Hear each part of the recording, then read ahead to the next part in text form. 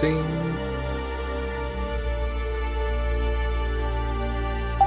Testing. 1, 2, 3.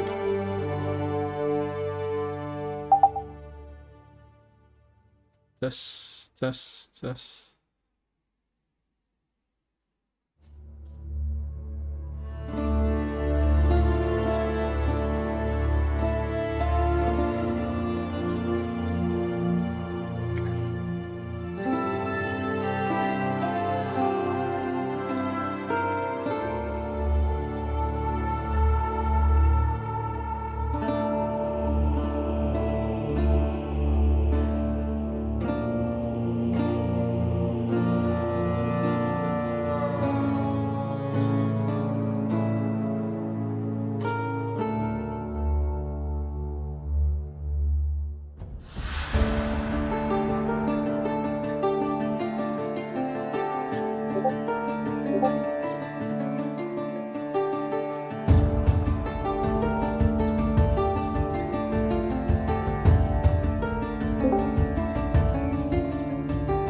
Yo, Kelly.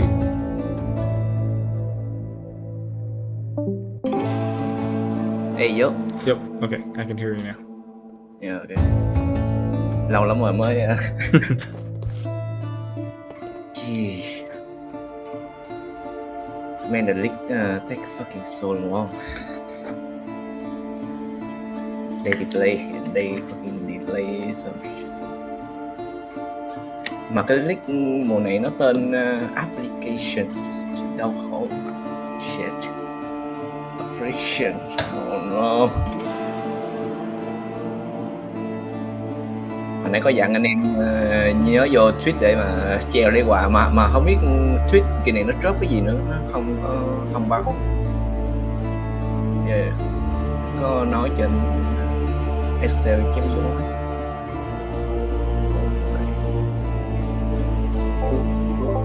Mong mà nó có skill gem mới. Maybe.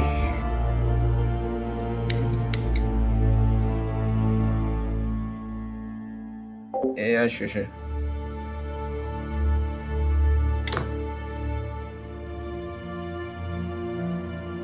Yo, hello. Xin chào các bạn, chào mừng các bạn đã quay trở lại với livestream của Pyrelics Gaming.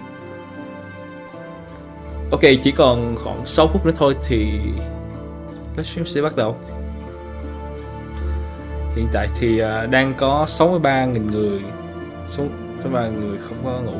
Mà không, cũng đâu phải là ở Việt Nam hết đâu. Nhưng mà ở những cái đất nước khác thì giờ này là giờ trưa, tại đây là 12 giờ mấy nó để 12 giờ rưỡi, của mình thì là 3 giờ sáng. Ở bên Úc, ở bên New Zealand thì giờ này nó nhanh hơn mình khoảng giờ mùa hè. Giờ mùa hè thì nó nhanh hơn mình khoảng 3 tiếng. Thì bên đó chắc là khoảng 6 giờ rưỡi sáng. Mùa này mùa hè rồi. Mùa đông thì nó nhanh hơn mình 4 tiếng, mùa hè nó nhanh hơn mình 3 tiếng. Ở bên nước ngoài, bên Úc nó lạ ở chỗ là giờ của nó thay đổi mùa hè mùa đông. Việt Nam mình không có thay đổi giờ như họ, cho nên đâu 5 giờ rưỡi thôi. Mùa này ở Việt Nam là mình tính là mùa đông, 5 giờ rưỡi thôi là nó đã tối cái thôi rồi. Nếu mà nó đổi giờ như bên Úc đó, thì 5 giờ rưỡi ở đây thì mùa đông nó sẽ thành là 6 giờ rưỡi thì nó sẽ hợp lý hơn. Nhưng mà đây đâu không đổi giờ. Ok, anyway, bây giờ làm sao để thấy chat? My chat is gone.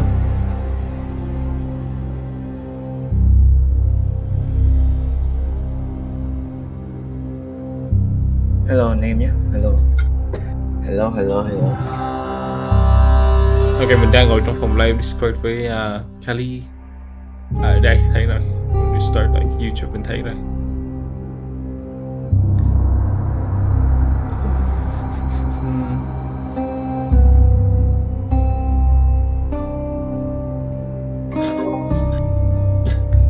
Kali cũng đang stream hả Kali?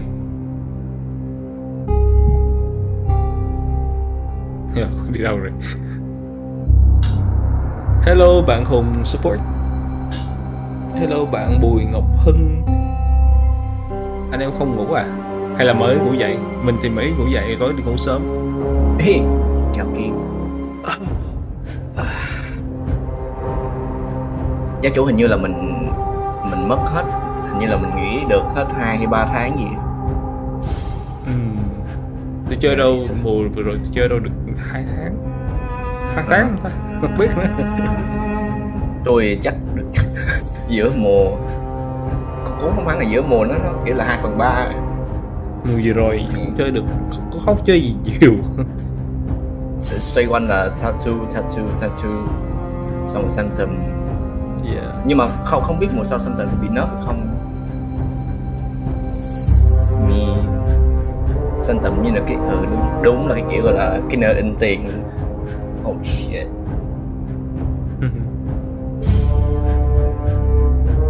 Có một con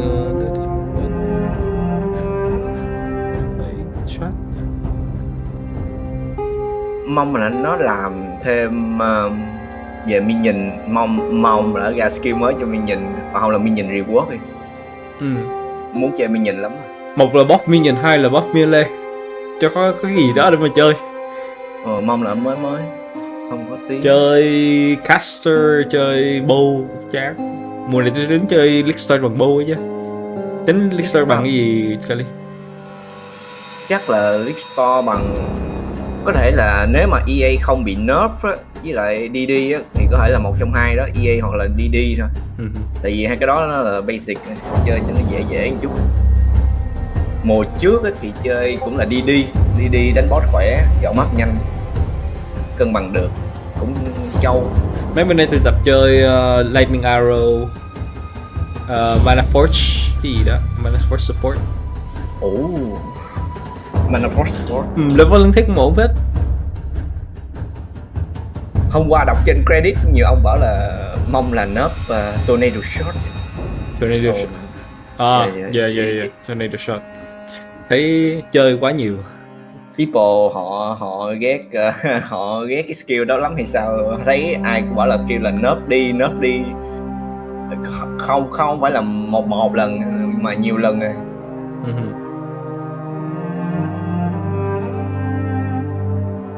Giáo chủ nghĩ sao vậy? Còn Dominating Blow, còn của Minion này, skill Dominating Blow hả? Quả đấy cũng chưa chơi cái skill đó. Cũng nên thử. Hôm kia thấy có ông Trung Quốc ông chơi, hồi nữa summon ra một bầy mà cái Dominating Blow mỗi lần mình giết quái rare thì mình mà mấy con minion mình hút được mod của nó nữa. That's kind of OP. Yeah, for real. Nhưng mà Dominating Blow hình như là melee đúng không? Giờ nó phải melee, xong rồi mình phải dùng claw để mà đánh. Mỗi lần đánh boss sao ta? Nó hơi bị chân kỳ một chút, tại vì phải đứng sát boss xong rồi gõ để cho họ nữa ra mấy minion. Nó xem như là cái quả gì mà chịu hồi Thunder xuống xong rồi ra minion á, Affliction. Nó xem nó hao vậy, nhưng mà nó là dạng melee. Nhưng mà vui được cái là nó không có mod nữa. Mini hết Thunder. Ok, stream bắt đầu. Trong một giây. Hi, I'm Chris Wilson from Grinding Say Gear. hi, cheers. Thanks for joining us for today's Chris is Path of here. Exile livestream. We have a packed show today, Stand with by. announcements for Path of Exile 2, as well as the exclusive unveiling of Path of Exile Affliction, which launches on December 8th on PC and Mac, and on December 13th on console. Twitch drops are enabled on today's livestream, so make sure you follow the instructions below in order to claim your Huntsman. Các bạn nhớ login trên Twitch nha, để mà nó tính giờ We'll nha, start không with Path of login Exile không. 2, where Jonathan will walk xem you nó không through our tính giờ latest đâu. announcements. Hình như đây Mark will then second take you on time a nó deep gớt cho dive mình into the cái new Path cánh of như Exile vậy. Affliction Challenge League, which 45 launches phút, in 45 1 phút week. có tránh. He'll cover the league mechanics, its rewards, Mong là có bot some mới. new content we're adding to the Hope core so. Path of Exile experience, and some large metagame changes. I'll then show you our annual core supporter packs, and we'll head into our live Q&A session where Hello, bạn Ziggy D Long will Châu ask us your Gaming, questions em from nghĩ Twitch Pro chat. qua mùa này After the live stream, chúng ta we'll drop đưa the nó full mạnh patch thôi, notes. không cần phải nerf I'd like to hand over to Jonathan Rogers, Game Director of Path of Exile 2. Mong là Hey nó chỉnh guys, lại it's cái been độ a nhìn few months chút. since we introduced you to the Mong Druid là in Path thấy of cái Exile nhìn 2. mùa sau But nhiều one of hơn. the things that we're really focusing on now is how Nhớ varied chơi each of the Minions classes á. feels to Mấy mùa play. rồi không chơi Minions. The monk darts around Tôi quickly cũng muốn from đang enemy thử to muốn thử enemy, chơi building and Minions. unleashing Chơi combos. thử He là doesn't một stay in mùa. combat, he loses Nào momentum and mới has to có build it mùa up mới again. chính thức về thứ 7 tuần sau nha bạn. 2 giờ sáng tháng 12 thì phải. Dạ 9 tháng 12. Nay ngày 1 rồi. Nay ngày 1 tháng 12 rồi. Sắp The hết năm rồi. warrior, on the other hand, is like a slow but unstoppable freight train. A warrior commits to big attacks and Pyrelics relies on đây. stunning his enemies to stay safe in the thick of combat. Sau có tới When an PvE 2 opening ấy, presents ông phàn itself, này những a cái vụ gọi là warrior can lim use skill. even larger attacks to demolish his enemies. I don't know why. Thấy nó bình thường ấy. The Huntress Sao seamlessly Pyrelics moves hai from nhìn melee như là to một ranged cái game combat and khác. back. The true damage potential of the Huntress is Yeah. only Nó unlocked không when dính you dáng learn với to combine PoE 1 ranged and thì melee abilities together. không biết là sẽ có nhiều người chơi hay không. Nó là một dạng cốt truyện khác luôn à. Đúng rồi, nếu mà không chuyện Khai khác đợt, không khai thì đợt. cũng không nói đây là một cái game riêng biệt luôn thì sẽ không biết là có nhiều người chơi hay không, và nó sẽ chia giữa PoE 1 và PoE 2 á. Nó chia cái player And base then there á, are the spell thì bên nào casters. cũng kiểu The như là sẽ sorceress thiếu is a người pure chơi. caster who much prefers to stay at Nhưng mà range không and đủ drop người. powerful spells on her foes. Nếu mà họ làm If cái she đó finds thì herself nó surrounded by bị gọi enemies, là she would rather use an ability to escape than cái to take them lượng on này direct. kiểu nếu mà làm vậy thì PoE 2 giống như là một cái dạng gọi The là druid game is để khám also a phá, rồi còn spellcaster, but unlike the sorceress, he uses his spells as a means to support his melee abilities. And by Game để melee lên cày. abilities, we mean he can turn into a giant animal and rip his Ok, enemies to kiểu pieces. để chơi để mà khám phá cốt truyện thôi. Nếu nhưng mà họ trích ra vậy thì Nếu mà như vậy thì người ta sẽ chơi một mùa đầu thôi, hay đủ rồi. Each of these classes feels extremely different to play, but we want to go even further. It's time to check out the mercenary. There's not And a you're job there out now. there I won't take. oh. So long as the pay's good and a crossbow can solve it.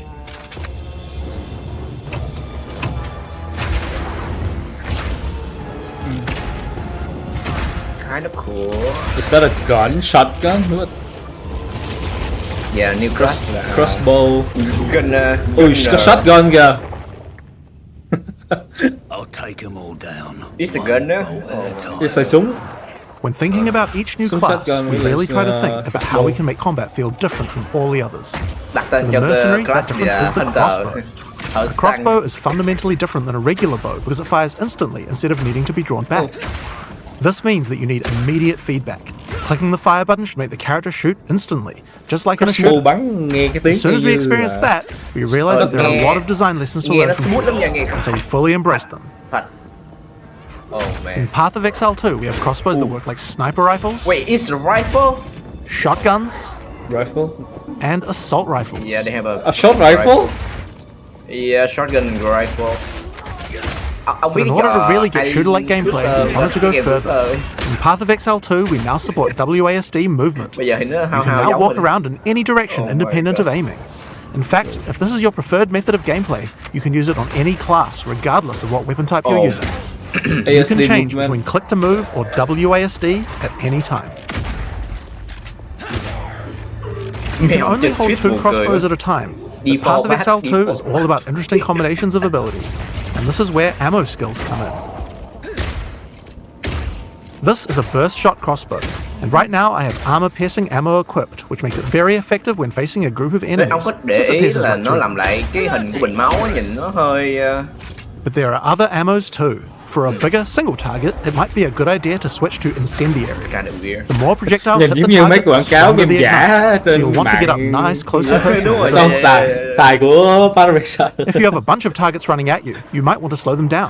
In this case, you could switch to Không có permafrost gì burst giống mấy shot. chị giàu gọi đặt. Shooting a bunch of smaller enemies at range will chill them, and potentially even freeze them in place. Oh man. Once you have some frozen enemies though, you can switch back to armor piercing. Shooting a frozen Yeah, enemy with trong armor năm piercing sau burst có thể shot là will sẽ explode có the ice, doing a PoE huge amount of 2. damage to all nearby enemies. So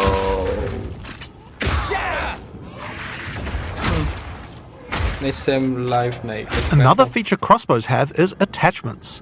Các bạn This xem is a trên grenade YouTube của launcher. mình á thì mở As you thêm can see, bên when I Twitch equip để it, mà it nó tính appears giờ on the nhé. underside of the crossbow. Để xem trên YouTube These không thì nó sẽ attachments are just không có like cánh skill đâu. gems, so you effectively còn get phải extra mở skill bên Twitch. slots, and you can augment these with support gems, just like regular skills. very needed. These grenades take a while to explode, so it's a good idea to pair them with some kind of crowd control, like permafrost burst shot. Không mà nhìn hình ảnh nó clean nhưng mà không biết nó có bị nặng về cái vấn đề vô dung lượng không nha. So, I don't know. Hy vọng là optimize tốt thôi. Chứ mong là mấy em We đẹp have other grenades too, though. This attachment is a flash grenade. It does barely any damage, but it does a huge amount of stun. It can be a great opener before you run into combat. Wait, grenade launcher? Oh my god. Bây giờ nhìn thì giống Dead for Dead. cái skill nó có sẵn ở trên cái Now, vũ here's khí another luôn, sao ta attachment, đâu an thấy oil grenade. bỏ chém gì vô là Firing one of these grenades Chỉ coats the còn bỏ ground chém and vô nearby vũ enemies khí in thôi. oil. Kiểu nó- bây giờ nó Oil không slows có enemies phải là down, lead so it's nữa. another Được useful chưa? crowd control Không có mechanic. jam luôn kìa, ông bỏ cái đồ vô thôi là nó đã có skill mới rồi. Wait, vậy là nó giống như là đồ unit rồi. Nó kiểu như là skill Now, another based thing trên that đồ oil chứ can không do phải là is be set skill. on fire. Any Oh, burning so- enemy or explosion Còn will những ignite cái the lỗ oil, thì nó causing là extra support burning thôi. damage.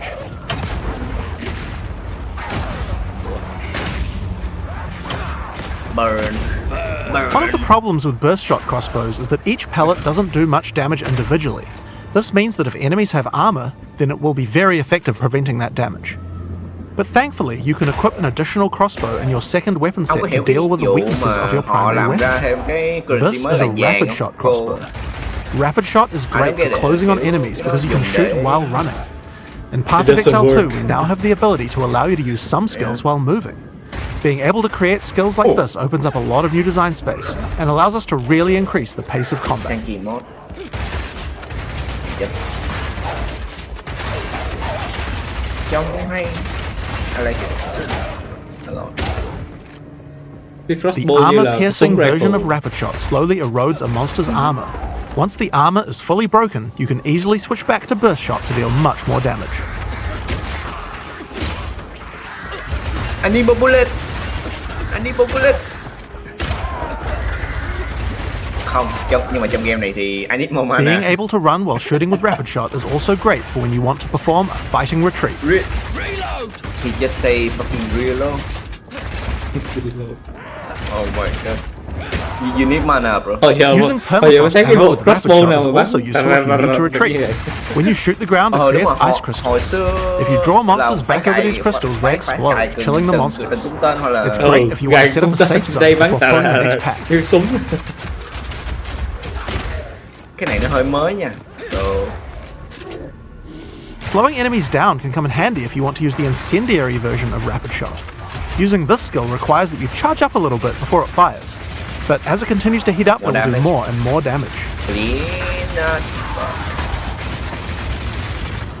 It has a really large clip size, so you can just keep firing and firing with it. But the other really useful but feature don't is maybe that when the that. crossbow is heated up, it adds extra fire damage to any grenade that you launch.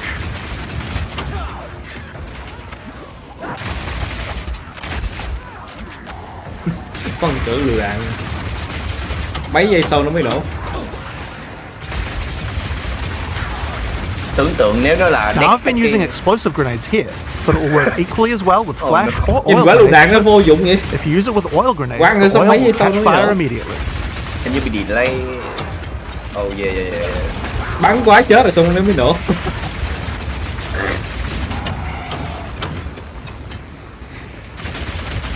Thật ra nó vẫn còn xài được nha, trừ khi là trong boss. Đánh boss thì chắc ok. Boss Rải chết giờ đi bắn kiểu lên rải. quái rồi quăng lựu đạn thì delay dữ quá. Không được Another smooth crossbow type that you can find is power shot. This one works just like a classic sniper rifle. Use it with armor-piercing ammo and it will penetrate that's armor on knife? targets. So it's a good idea to use when something's really tough. Back down or die! Pierce support. Hình như Bắn kêu pierce support. Now Okay, this skill has sniper. another interesting interaction with armor break. If an enemy has its armor broken, then your power shot hits a weak spot and does a huge amount of single target damage, with a bunch of extra stun for good measure. nếu như mà họ làm ra thêm Nhìn nó hai, còn không cuốn như Fury 1. nó cũng không. Nếu như mà nó làm ra hai class thương Now, với lại the nỏ incendiary thì version cái of power skill shot cũng is phải more like a chỉnh lại rocket hết launcher. luôn á. It does a big explosive blast at a distance. Whoops.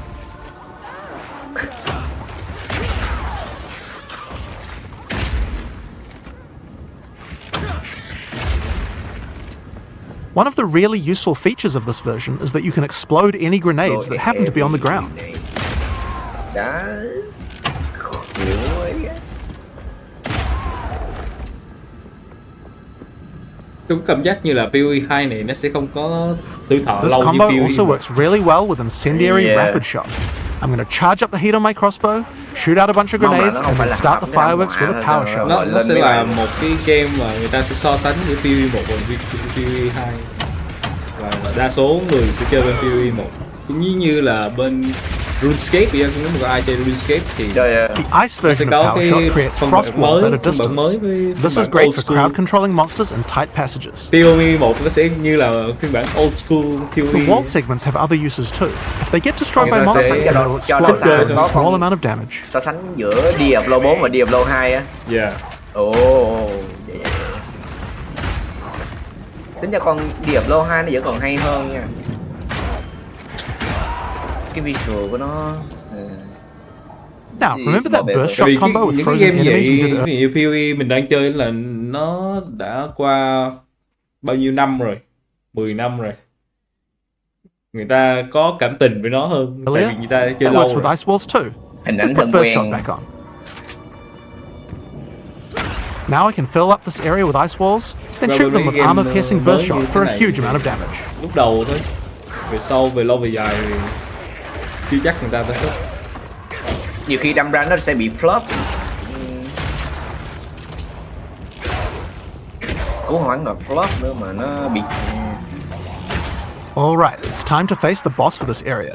Let's see how we fare against her with all the skills I've shown you so far. Ra sport fight. Shall take pleasure in your castration. Not letting you anywhere near him. Wow. Stay still, the mother. No. My dear child, your time has. By the gods. Rapid fire! Children! Eat your fill!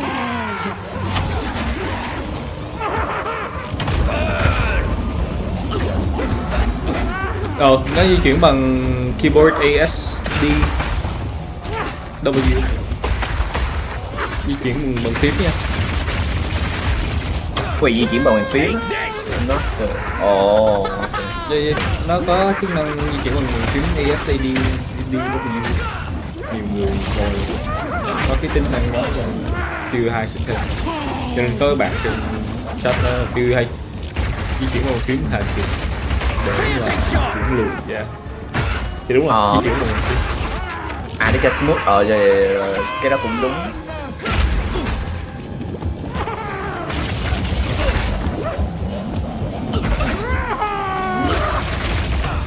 My children!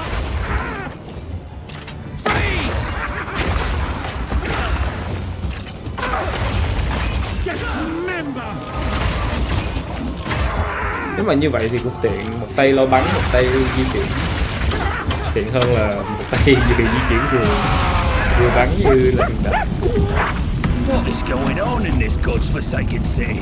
And that's the mercenary. It Đó cũng feels là totally một trong different những than lý do anything mà we've tôi made biết chơi before. bô là gì It á. shows you the range of Vừa what's possible di in chuyển, Path of Exile 2. vừa bắn bằng một tay thôi. Vừa nhấp chuột xong rồi nhả ra tinh totem.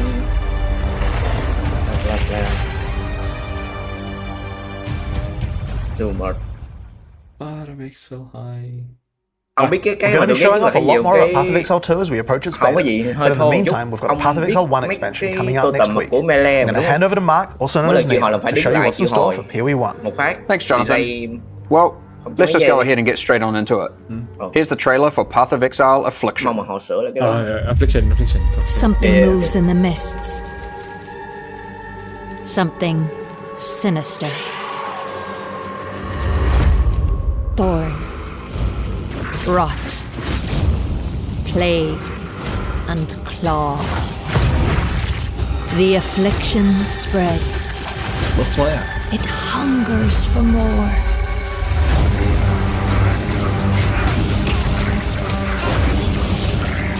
mới. Tread lightly in the wildwood, which shifts and bites.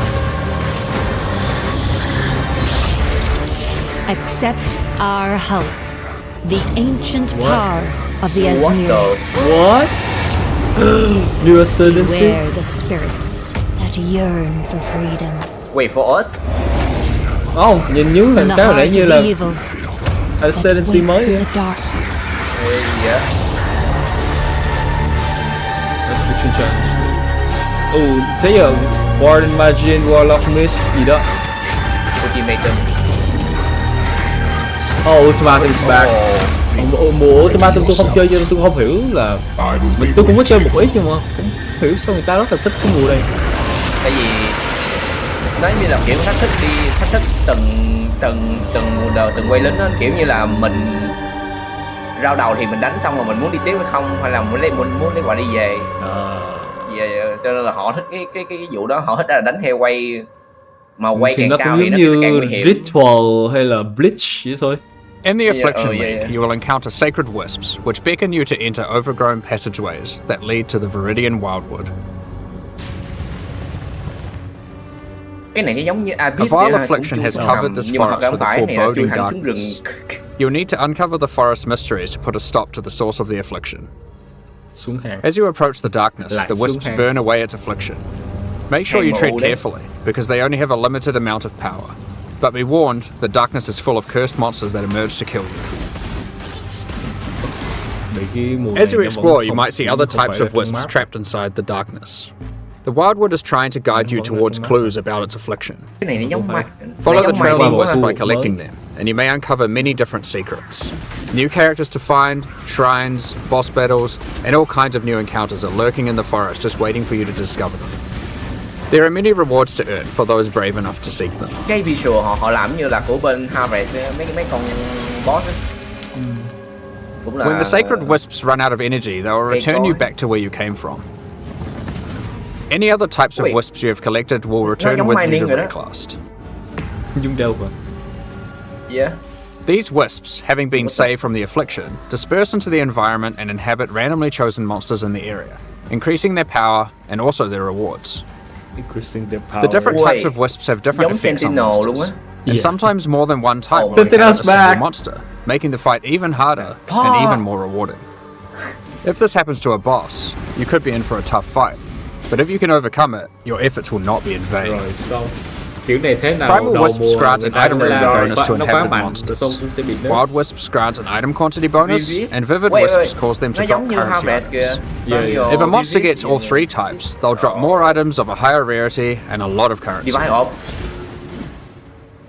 Có While khi- exploring the Wildwood, Không, you phải might find temple some of tiền, the cái last nào few như cái Asmiri wanderers who have managed to survive in the forest since it was cursed. Each of them have different survival specializations, and they are willing to teach you if you agree They to will help them teach defeat you- the source of the okay. affliction, the King in the Mists. Choose which of the Asmiri that you will complete quests for to unlock one of 3 new Ascendancy classes, which you can have in Three new addition to your Ascendancy. regular Ascendancy class.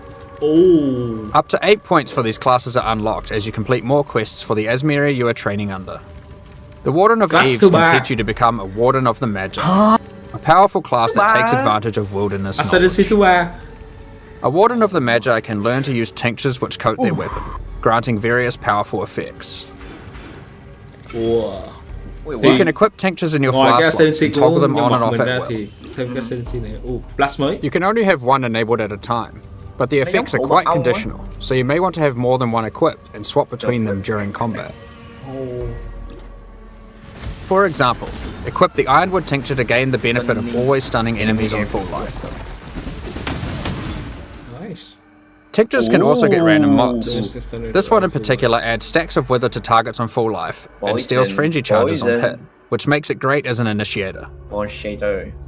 When you are fighting rare monsters or finishing off tough bosses, you will want to swap to the Oak Branch Tincture, which grants Culling Strike, increased damage against enemies on Culling low Strike, life, wow. and has a chance to steal a mod from rare enemies you kill. Chance to steal a mod? You can buy more tinctures from the Warden of Eves using Primal Wisps when you find her in the forest, so keep an eye out for her.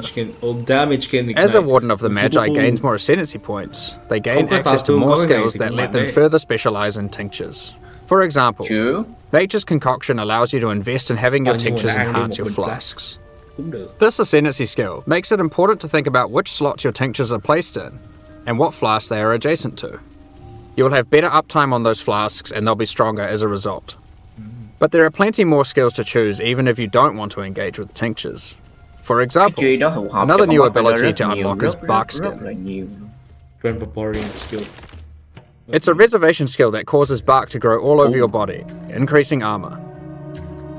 As you take damage, the bark falls off, increasing your evasion. Over time, the bark will grow back, removing the evasion bonus but increasing your armor again. The Breaker of Oaths can teach you to become a Warlock of the Mists, an ascendancy class specializing in the Là tích darker hợp giữa arts of đi the tới Azmir. lại Race. One powerful ability you can choose is Blood Hunt, which grants an active skill Okay. called Ravenous. This skill lets you see what type a monster is under its life bar, whether it is a demon, beast, undead, construct, or humanoid. Consuming a corpse with this skill gives a buff to damage against that type of monster, and reduces damage taken by it. You can only have one type active at a time, so it's a Mình good hút được idea to hồn choose của- wisely for the yeah, area okay.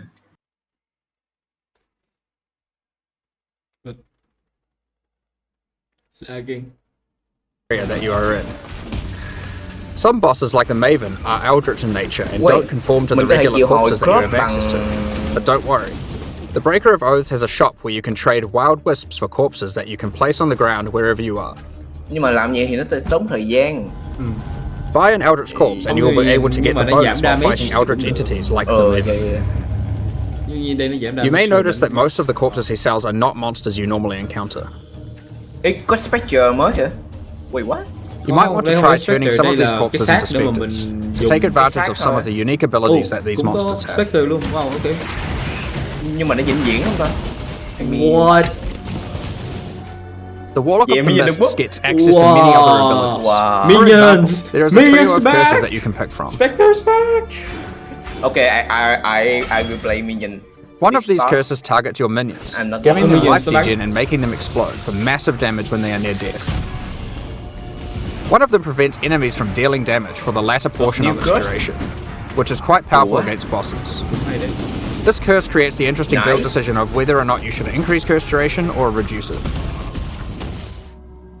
The final curse is a mark that causes enemy phantasms to be spawned when you hit the marked enemy. These phantasms aren't on your side, Wait, so they work well with có on-hit and chịu hồi on-kill được trigger minion kia effects, chứ? for example. So, minion back. The For Primal sure, Huntress can teach you to 100%. become a Wildwood Primalist. Unlike the other new ascendancies, the Primal Huntress lets you customize your tree. Suck it. You do this with Kiểu như charms nói that you là can cái buy CD from the về Primal dành Huntress cho for Vivid Wisps. Melee. Charms have randomly generated mods, which Every give time- stats from regular ascendancy classes, allowing you to create your own hybrid ascendancy class. Hợp lý. Charms are magic items that are aligned Okay, with different okay. attributes. So for example, this Ursine charm is strength aligned and has gotten the melee hits have a chance to fortify stat from the champion, and the ability Cái này- to stop cái your này gọi là movement speed magic going charm below á. base from the Juggernaut. Oh, okay. That makes This more sense. interline Corvine charm lets you get the stat that makes your consecrated ground effects linger from the Inquisitor, and the effect that makes cursed enemies explode from the Occultist. Wait, what the fuck? Some of the combination of Còn mods một that you might minion find for sale on Enduring charms shot, can be màu extremely shot. powerful. Oh my god. So keep a lookout for the Primal Huntress's shop, even if you are not playing as a Primalist. As a Primalist, you also get access to a few other interesting abilities. Use Warcries Wait, bây next giờ to có corpses cry and they mà have a muốn chance lên to để drop an mà extra nó item. đồ ra kìa. It opens nearby chests too. Cái này hơi dị rồi đó. The Primalist also gets access to a small extra backpack, just in case you find yourself needing to cart more items to town Mình có during the map inventory thu runs. nhỏ kìa chủ. Cộng thêm một ít slot. If you are unhappy with the class you picked, or you Oh, just happen to man. find a really great item for another one of the Jesus. classes, you are able to change which class you are using next time you find one of the Azmiri Wanderers. Just remember that you will have to do their quests in order to gain the ascendancy points for that class. Cyclone. These quests will lead you towards the ultimate goal of the Azmiri, finding the King in the Mists, defeating him, and Wait, cleansing the forest of its defeating for who? affliction once and for all. There are new uniques to find, rewards to claim, and new ascendancy classes to master in the Về Affliction Ultimate theme. thành core game kìa chú. So, Now that we've covered what's in the League, let's talk about some of the changes you can expect to the core game in 3.23. For a start, Ultimatum is finally going core. When talking to players at ExileCon, it was the #1 feature that people requested. When playing through in-game maps, you may sometimes encounter the Trial Master, who offers you a choice to undertake a deadly Val trial in exchange for great rewards. If you defeat the trial, he offers to go double or nothing with you. Do you take the risk and go for an even better reward? Or do you take the winnings you have already earned off the table and go home? We've done a full rebalance of Ultimatum and have added many new mods and rewards, including both new and reworked uniques. The base number of rounds for an Ultimatum trial is now always 10, with a chance to spawn the Trial Master boss fight on the 10th round, if you are able to make it that far. As part of 3.23, we have also removed Metamorph from the game. All the Catalyst rewards from Metamorph have now been moved to be rewards for Ultimatum. We have also added a new Val-themed catalyst that works on corrupted items. As is normal for most content that gets added to in-game, we have introduced new Ultimatum passive skills to the Atlas tree. One great example is the Keystone Grueling Gauntlet. It makes Ultimatums last 3 extra rounds, but you cannot choose the modifiers, and it prevents the final Trial Master boss fight from spawning.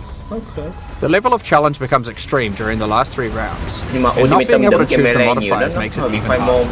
But the rewards are insane, and for those with very high-end characters, it might be a bet worth making. There are lots of other Atlas passive skills you can pick from for Ultimatum, so choose wisely. Now, it's time to talk about one of the largest metagame changes we've ever made. There were 3 systems in Path of Exile that were all trying to subtly modify the behavior of skills. These were alternate quality gems, Labyrinth Helmet enchants, and unique threshold jewels. We've combined all of these together to create a new system called Transfigured Gems that allows us to fully achieve the goal of these 3 systems and then some. Transfigured Gems are alternative versions of existing skill gems that have different functionality and balance from their regular versions. We have added a huge number of these with interesting variations that drastically change how existing skills play. For example, Frostbomb of Instability. It changes it from a cooldown skill that you can cast occasionally for a large explosion into a skill that you can cast continuously but deals less damage and doesn't apply cold exposure. It changes the role of Frostbomb from a utility skill into a main damaging skill. Another example is Detonate Dead of Scavenging. You can't use it on corpses that were created by Desecrate or Unearth. Falling utility to get some extreme burst damage. Raise Zombie of Falling. Instead of raising a zombie from a corpse, you summon them from mid-air. They fall to their death, dealing AoE damage when they land. While this sounds like a physical damage version of Firestorm, you should consider that it scales with minion damage and also triggers on-death minion effects. Blight of Contagion. This version of Blight is now spread by Contagion, so you can use it as part of your Essence Drain build. We have a huge number of these. Transfigure Firestorm into Firestorm with Meteors, transfigure Blade Trap into Blade Trap with Great Swords, transfigure Barrage into Barrage of Volley Fire, and so on. There is a lot to experiment with, and we look forward to seeing what builds you can come up with. But how do you get Transfigured Gems? The Divine Font at the end of the Eternal Labyrinth has been changed to a gem crafting device that can modify your skill and support gems in a lot of new ways. One of the options you can now choose is to turn a skill gem into one of 3 Transfigured Gems. But that isn't all the Divine Font can do. It has a lot of other gem crafting options you can use. For example, you can add quality to gems, add experience to gems, sacrifice a gem for 1 or more treasure keys to open Azaro's chests, and you can even exchange support gems for exceptional support gems like Empower or Enlighten. These are just some of the options you'll find the Divine Font is now capable of. In order to replace the rewards and heist that previously gave alternate quality gems, we have done a rebalance of the rewards of heist as well. Experimented base types have been rebalanced. New replica uniques have been added and old ones changed, and we have increased the amount of currency from display cases as well. On top of this, we have gone through and buffed the quality stats on most damage-dealing skills. In most cases, they will be significantly more powerful than before, and also more interesting. Overall, this is one of the largest metagame shifts that we've ever done. There are so many crazy new skill combinations to plan around, so we expect to see some really interesting new builds. Next up, I'd like to hand back over to Chris to talk about the new supporter packs. At this point, we usually talk about the League supporter packs. God. We're doing things a bit differently this year. about the Rather than releasing League supporter Atlas? packs today and then our annual core packs 2 weeks later, We've combined it all Atlas together gì into a nó strong là set sẽ of đổi core rồi, nhưng mà supporter không biết packs là that will be Atlas released alongside Path of Exile Atlas Affliction next không biết week. có đổi không. The series contains 5 packs, each with its full value in points and a collection of exclusive cosmetic microtransactions. The higher packs contain physical merchandise. We'll unveil the full details of each of the packs at release next week, but in the meantime, here's a sneak peek of some of their exclusive cosmetic microtransactions. These packs will be available for purchase when Path of Exile Affliction launches on the 8th of December. Thank you so much for your ongoing support. Oh my god, What? We're just about to start the Q&A Dạ, chủ, with dạ, chủ. Ziggy D. Afterwards, Cách we'll của post Path of với Exile lại mấy Affliction's zombie rơi full xuống thì patch như thế notes. nào vậy? With the release at the end of next week, our Bẹp, community bẹp. team will be posting crucial information you'll need for Affliction's release. Keep an eye on the news. On release Hay là weekend, mưa we bình expect thường to thì launch đây the là new mystery cơn mưa box and this zombie. season's Kerrick's Vault Pass. Shit. Thanks for joining us today and checking out our latest developments. Wait, We're that's looking it? forward to exploring the Viridian Dạ, vẫn Wildwood giữ with lại you như next cũ, week. mọi thứ We'll begin the nhưng Q&A mà không biết shortly, là so có... please get your questions ready. Thấy nó hỏi thiếu gì? Lúc trước thì họ sẽ nói thêm về cái... What? Như đó thôi à? Thấy what? Họ muốn nói nhanh vậy luôn á. Wait, it's boring as fuck. Thôi nhưng mà biết như đó là được cũng đủ rồi. Wait, nhưng mà Sanctum không biết nó có sẽ giữ, không biết nó có giữ không nhỉ? Sanctum nó vào core rồi mà. Yeah, okay. I lose my mind.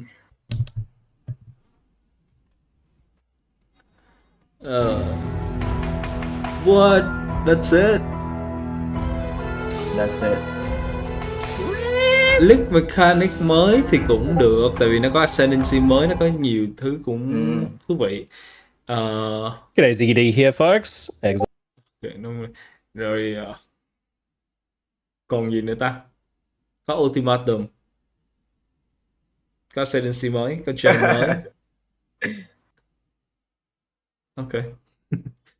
Tại đang chờ đợi cái khúc mà có Atlas, nói về Atlas. Nhưng mà họ không nói gì về Atlas. Nhưng mà không có cái gì về Atlas luôn.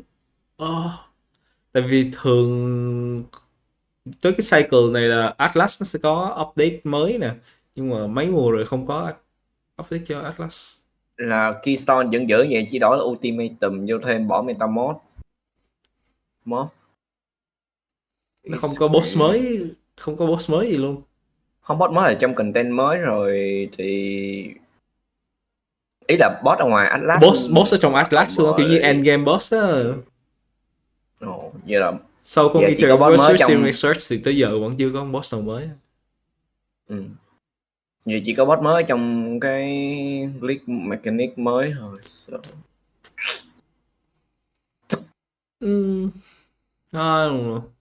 Cũng được. Thôi, có ascendancy mới chơi thì cũng thú vị. Có gem mới cũng được. tôi sẽ thử cái quả hơn zombie rất tiền ít ra thì cái ascendancy mới này thì nó cũng ép người chơi phải chơi cái League mechanic mùa này, đúng không? Không như là ở những mùa trước là muốn chơi cũng thì được, còn không muốn chơi thì cũng không sao. Như vậy mùa này là bắt buộc ai cũng phải chơi, class nào cũng phải chơi. Mùa trước thì nhiều ông ngồi trong tattoo hay kia là Tota ngồi trong đấy cũng hơi buồn ngủ nha, tại nó cày cũng hơi lâu. Nó bị díu lắm, có ông làm hẳn luôn vì để đi Tota, cái đó không enjoy được. Cái League mechanic mùa này cũng được. Nó dạng theo mining rồi nó có thêm mấy cái charm nữa, mấy cái charm nó cũng thú vị. Kind of cool, I guess. Ở trong map lâu hơn xíu. Đúng rồi. Nhưng mà họ có nói về cái vấn đề là skill gem nó chuyển qua thêm mấy cái tệp mới á, kiểu thay vì là tăng quality nó có hình như là thêm 2 tệp gem mới thì phải. Lúc trước là gem quality là chỉ có Anomalous, Divergent, Phantasmal, bây giờ nó add thêm cái mới nữa. Mấy cái tìm trong high school, mấy cái mới này là tìm trong lab. Lab vui thêm một thứ là tăng kinh nghiệm cho Jam á, thì thay vì là mình đi Lab mùa này chắc tìm một cái build nào đó chạy nhanh đi lab thôi. go fast. Mùa này chơi League Mechanic nè, chơi Ultimatum nè, chơi lab nè. Hình như là hay mùa sau họ vẫn chạy như bình thường hay đi hay thì nó không có bị vấn đề cho lắm. Thật ra thêm đồ cho hay nữa kìa, replica mới. Còn cái chuyện Enduring Charge cái quả chuyện mới nó cũng hơi OP. Nó cho mấy ông hay chơi Discharge. Để có thấy dòng Enchant đổi được màu gem. Có luôn à? Đúng rồi. Yeah. Với lại nó chuyển từ gem bình thường sang, hồi nãy nhớ lần của mình coi là nó có thêm Empower nữa. Cái đó nó có tính là gamble không đó? Đổi cục gem thành màu khác á, ví dụ như cục bình thường mình xài là màu xanh đổi thành màu đỏ được, để mà bỏ vô socket thôi, cũng hợp lý. Vậy bây giờ nếu mà mua mấy cục đó trên Fate thì phải tìm thêm màu nữa. Hơi bị lâu.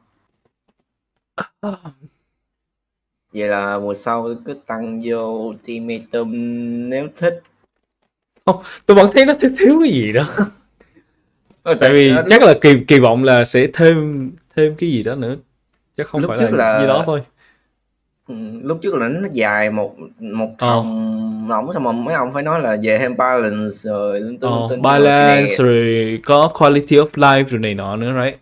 Nhưng mà từ cái lúc mà ông nói lên supporter pack cái mình kiểu hả, nhanh thế. Thế supporter pack rồi what? Each build has skills that you can do while moving available, so that you can kind of utilize the time when moving between packs to be.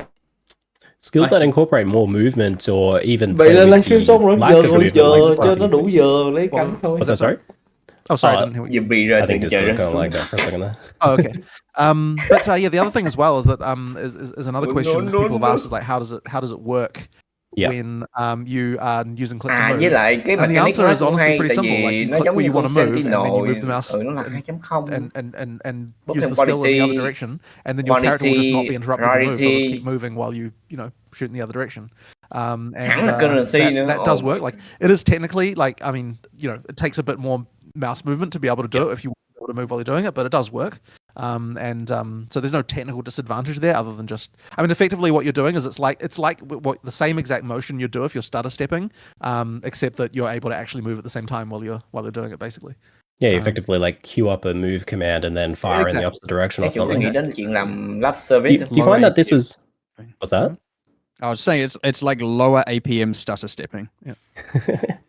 Do you find that this is like opening up a lot new design space for you with skills then? Because this is like a new way of thinking that you haven't really had access to in terms of skill design now. For sure. There's definitely a lot of stuff. Like we haven't even really yet explored all the repercussions on other builds as much as we would like to yet. Like there's a lot of stuff to change here and kind of and utilize that stuff for. But yeah, as I said, once we tried it, it's just like, yeah, we need to be exploring this all throughout what we're doing and making sure that we can take advantage of it so it feels as natural as possible when you've got like direct character control like that. What we're finding here is the overarching goal with the new characters in Path of Exile 2 is that each one plays entirely differently. We're releasing 12 games in one where you can play an entirely different style with each character and feel compelled. Now that you've tried a mercenary, you want to try another one, for example, because you're going to get a different experience. And this means that Jonathan's team is pioneering these new things like the WASD controls, using a class as an example. Like the mercenary is the canonical WASD control one because of the crossbow stuff. Sao mấy ông kênh chat ở bên and then the fallout from that, of course, is that it benefits all the other 11 classes and and that kind of afterwards, and we get time to experiment with how it actually works on those classes. Yeah. Second part. At the risk of going like off topic a little bit, I already noticed in previous reveals that like the melee stuff is getting a lot more fluid with a lot more movement and stuff like that. But a lot of that was kind of pre-scripted but modifiable movements after the fact, where you could like whirl and then change direction a little bit like that. But it seems like now even you might even be able to have things like your character's able to do a cleave while taking a couple extra steps, just little things like that.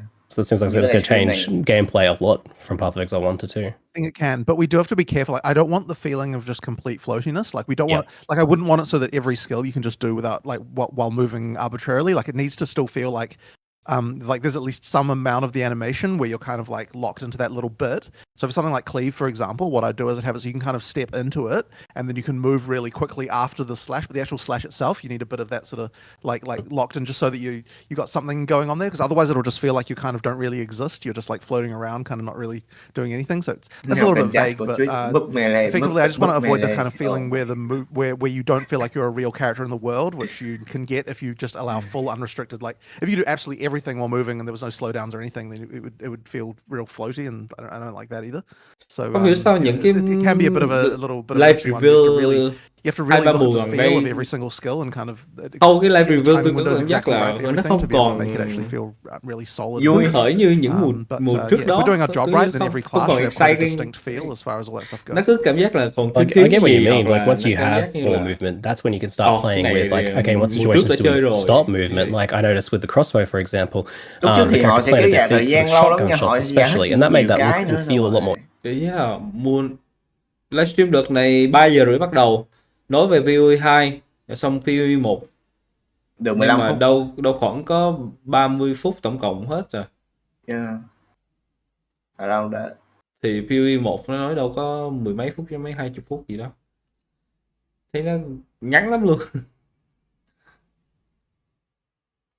The cộng đồng chúng tôi cần nói nhiều. We're kind of like we need to make sure that we're making Okay, vậy cũng được. Mai tôi làm cái video tổng hợp the mechanical ideas of like having ammos and stuff like that for the crossbows before, but I don't think we'd quite yet nailed the kind of like how is a crossbow actually going to feel really different to play than a bow. And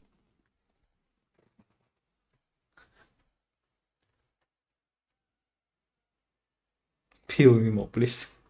It wasn't until I sort of made the observation nói that, về cái mùa mới này nữa chắc làm được tầm 5 phút thôi. Nói đúng tầm 5 phút xong. What?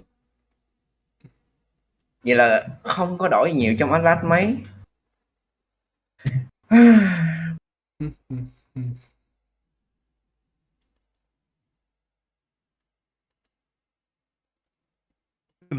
That the mercenary brought to the front was so high. Like the amount of things like that we had to fix in order to make the mercenary work in the engine was just ridiculous. Like I found so many bugs. I mean, these are all going to be fixed, by the way, in PoE 1 as well, because the engine is shared. But it's like I found out that projectiles like disappear a frame before they arrive at the destination, and they appear one frame late after they leave your character as well. And that it turns out all objects when they're created appear 33 milliseconds late from when they actually render.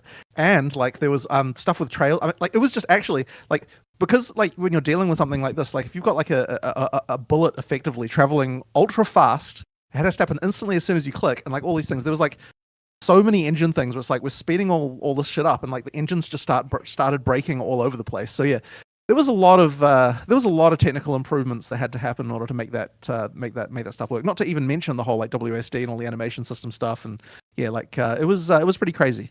So I'm really glad to remove a lot of jank that existed that we hadn't noticed before, because things weren't fast enough to see the problems. And you know, there was a lot of like frame by framing it and like making sure that every single frame is perfect and all that sort of stuff going on. And yeah, it was pretty crazy during the development of this stuff. Có thêm cái vấn đề nha, là item hồi nãy lúc mà nó nằm content mới thì nó có thêm cái giống như Sentinel đúng không? Vậy thì mấy ông MF thì cũng lời một chút đó, không phải một chút mà là một khúc á. Khá lời nha. Tại tăng khoa với đại item rarity quá nhiều, với lại item currency nữa. Tôi nghĩ là nó sẽ không có rớt những cái đó dựa trên quantity đâu, mà dựa trên số lượng cố định. Quái bị dính, quái bị ảnh hưởng, cũng đúng. Quan trọng nhất là vẫn là con boss bị dính.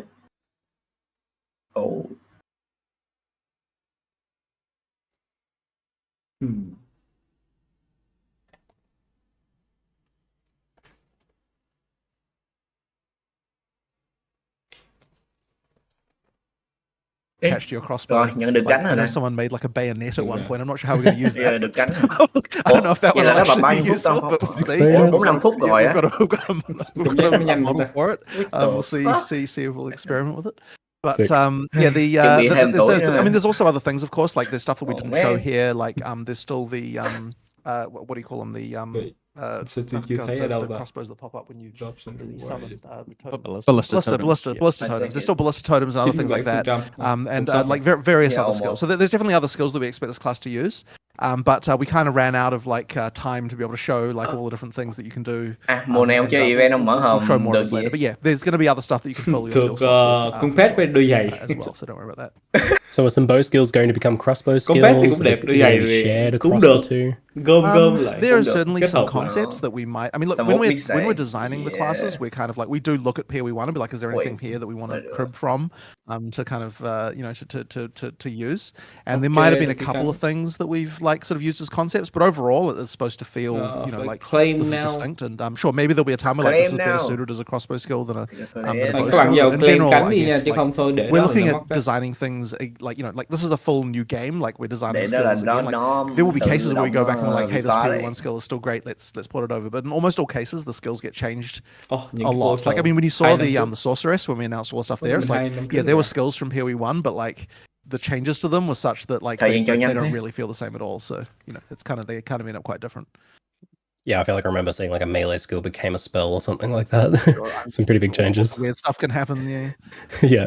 So are the crossbows exclusive to the mercenary, or are they something anyone can use? I mean, just like anything in PoE, everyone can always use everything. I mean, we obviously when we're showing xong, stuff, nhận we cách sort of này show đúng it as if like Giờ nghe mấy ông this is a này thing nói restricted to this class, something, but it isn't, of course. nói Like, về you can use it PoE anywhere. And one thing we definitely try to do is Tự make nhiên sure that bị buồn there are trong lòng nên keywords. thôi là mình nên đi ngủ cho tốt hơn. Còn gì cày thì tuần sau. Yep. Yep. Rồi, xong. Ok. Ok. Off thôi. Bye Kelly. Bye bro. Cảm ơn các bạn đã theo dõi buổi livestream hôm nay. Và ngày mai mình sẽ làm cái video tóm tắt về mùa mới. Mùa này thì livestream họ announce review cũng ngắn thôi, cho nên có thể là sẽ làm dễ hơn. But yeah, hơi vẫn có cảm giác là hơi thiếu cái gì đó. But I don't know. Không biết các bạn nghĩ sao? Rồi, cảm ơn các bạn đã theo dõi buổi livestream hôm nay và mình hẹn gặp các bạn ở những buổi livestream tiếp theo và những video tiếp theo. Ok, bye bye. Stream được đúng 1 tiếng à?